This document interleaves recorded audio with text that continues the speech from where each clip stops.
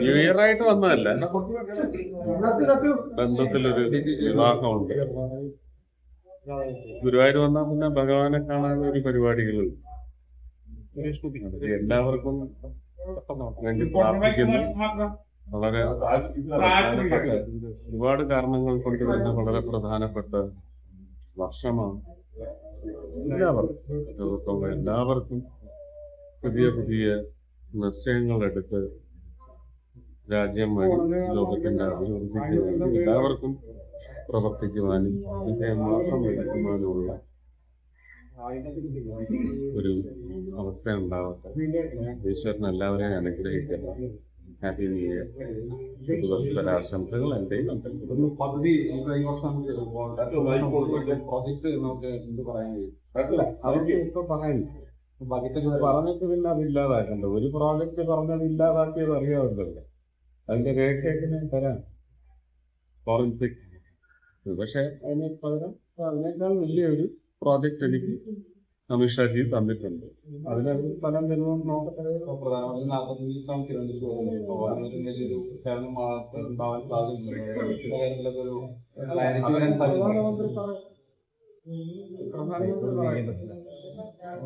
AIIMS പ്രഖ്യാപിക്കാനല്ലല്ലോ.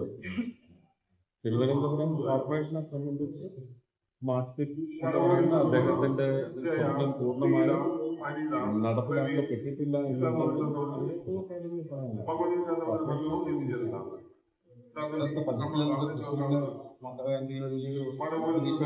ഞാൻ പറഞ്ഞില്ലേ, കേരളത്തിൽ എയിംസ് വന്നിരിക്കും.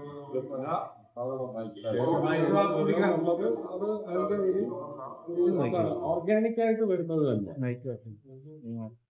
അത് ആരുടെയും കഴിവും മികവും ഓർഗാനിക് ആയിട്ട് തന്നെ കേരളത്തിലേക്ക് എയിംസ് വരും. അതിനകത്ത് 2015 മുതലുള്ള നിലപാട് ഞാൻ പറഞ്ഞിട്ടുണ്ട്.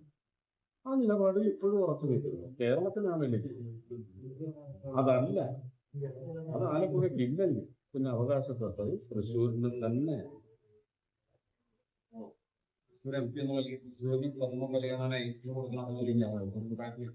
അങ്ങനെയല്ലല്ലേ, ഞാനത് പറഞ്ഞിട്ടേ ഇല്ല. ലക്ഷ്മണൊന്നും പറഞ്ഞിട്ടില്ല. കേരളത്തിന്റെ MP ആയിരിക്കും എന്നല്ലേ പ്രസംഗിച്ചത്.